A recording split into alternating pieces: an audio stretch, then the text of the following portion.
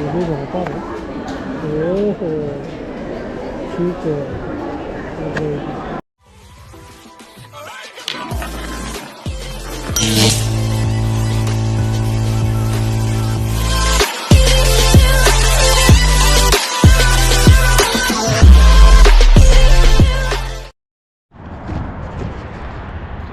Yo, what's up mga par? Good morning. Welcome back to my channel again.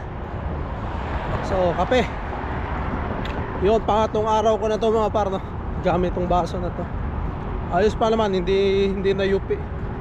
Maganda yung pagkakalagay ko sa bag. Abot pa yata hanggang bukas to, ah. Matibay, ah. Tibay tong Tim Horton na to. So yun, good morning. Kamusta ang buhay-buhay mga bossing? Yan mga par, kamusta ang buhay-buhay? So, yan. Kahapon no, nag-ano ako, sundo ko kay Inday. And talaga natuwa ako sa mga puno mga par. Talagang ano na, laglagan yung mga daan tulad nito. Tulad yan, kung makikita nyo sa video, pula na, di ba mga par? Tapos mga dahon, laglag na, oh. Alat na. Ano, mga pula na mga par. So yan, first fall natin dito, no, sa Canada.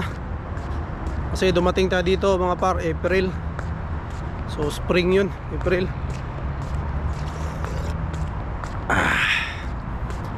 Spring tayo dumating.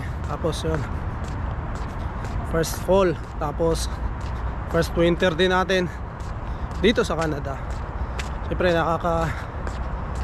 dahil naman tayo ng malamig din na lugar noon. Sila misis tsaka si Inday, yun first winter nila. Talaga sa ano nila, buong buhay nila first winter. So yun, napakaganda, no? Yung mga puno, ma-amaze ka, no?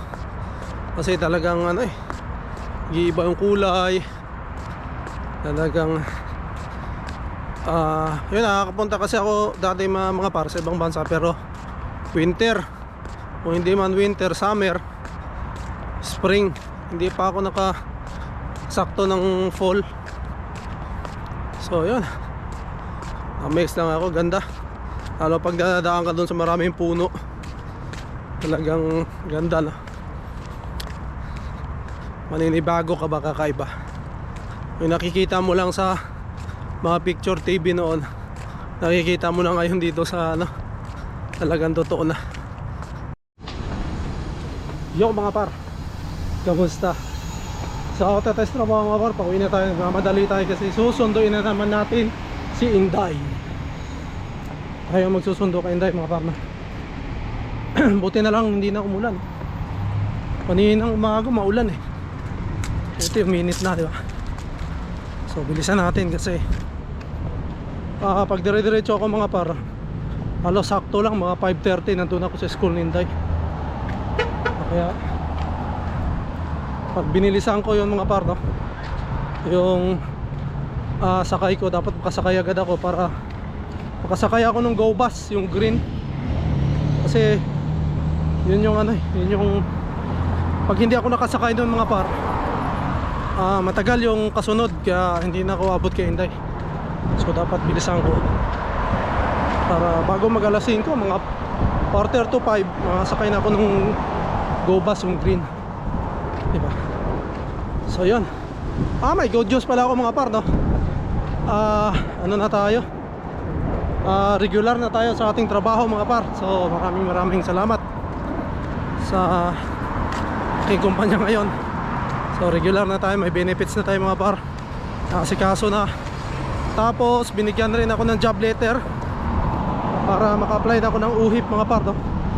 So yun, nagkakaroon na kami ng UHIP ni Inday tsaka yung asawa ko. Hindi ko lang alam mga par, no, kung isasama ko pa ba yung asawa ko sa UHIP or itatanong ko pa yan doon. Pero dadalhin ko na rin yung ano niya, mga papeles niya, kasi may insurance siya sa school. So siguro iba naman yung siguro yung insurance sa school mga par, no? Hindi ko kasi alam. So kung alam nyo mga par, paki-comments lang down below mga par, no, kung alam nyo yung mga insurance yan. So pero dadalhin ko pa rin yung ano mga par, yung papel niya, para itatanong ko doon pagka pwede. I-apply ko pa rin siya kasi alam mo pwede mga par, hindi lang ako sigurado.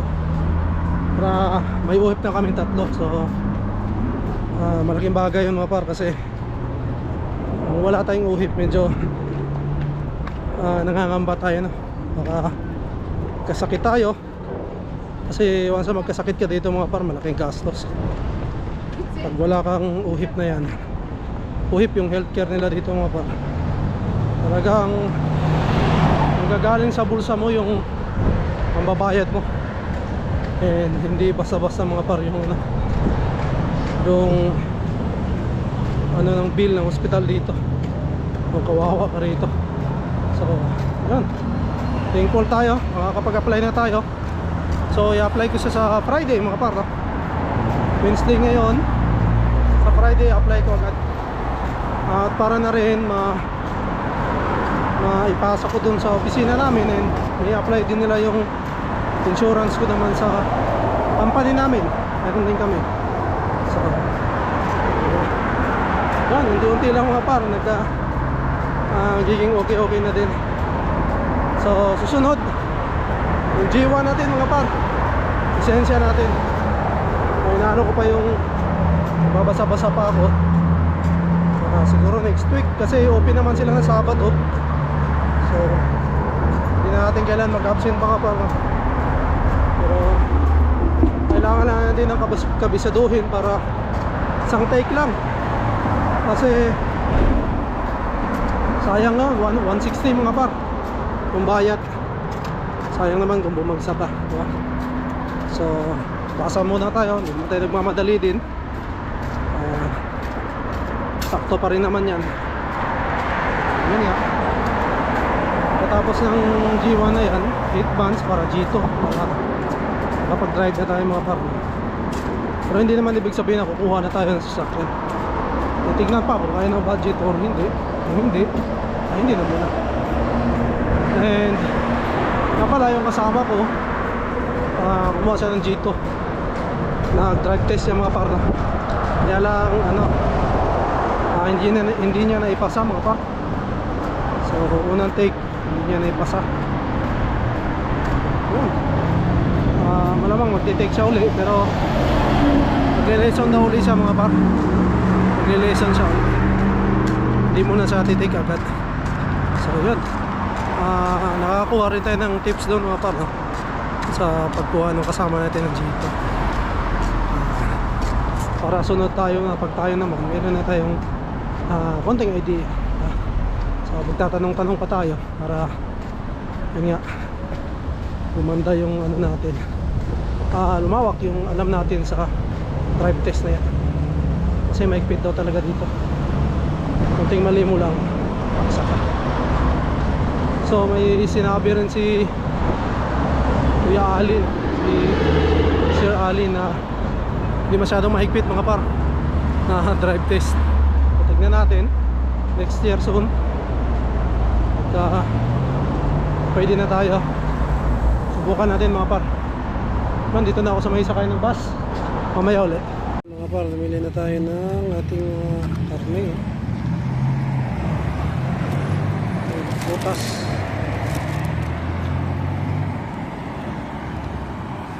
Marami yan mga par. Namili mga par, golden, diba? Golden yan, dyan ako namili. Ito na yata yung bus. Ano na yun, bus na Hi Heaven. Ano, ubusin mo na to. Ano, kakain mo mami. So dito tayo Jollibee mga par. Order na tayo ng chicken. Wala pa, di pa ano. Tayo ko lang tumulog to. Umilaw pala, umilaw. Sige, kunin natin. Abono tayo kasi ano, malamig. Kamali ako ng suot mga par. Nipis na yung sinuot ko kaya malamig ako. Hindi nga, namalingkin na tayo.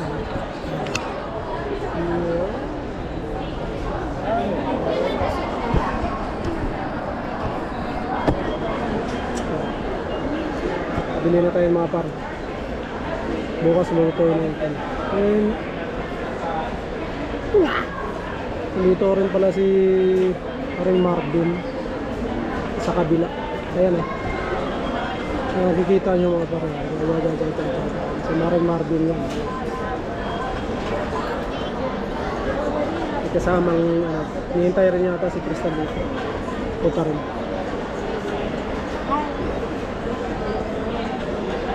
Gutom na ako.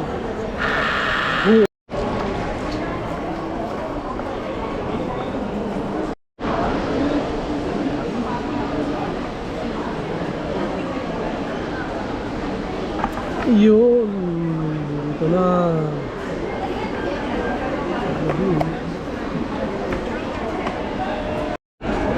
Hindi na pare. Oh. Super. Okay. Ayaw muna tayo mga par. Top bread.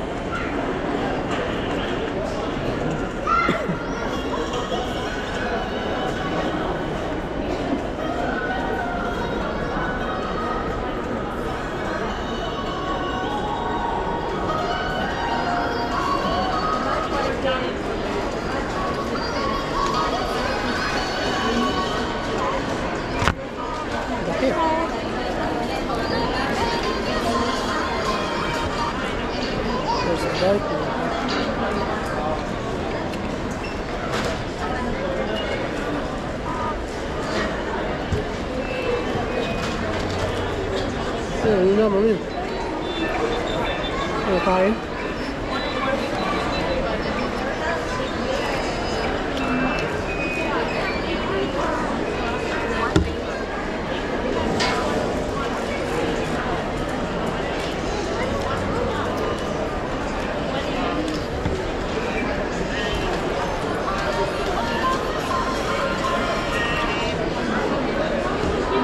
So, yun mga par, no? Dito na tayo sa bahay. Hindi na tayo nakapag-vlog kanina kasi may mga bit-bit tayo mga par, no? Mabigat. Kasi bumili ako ng karne, saka kunting gulay mga par. Pero mas marami yung karne, saka isda, saka manok. Kaya mabigat yung bit-bit ko mga par, dalawa. Tapos may bag pa ako.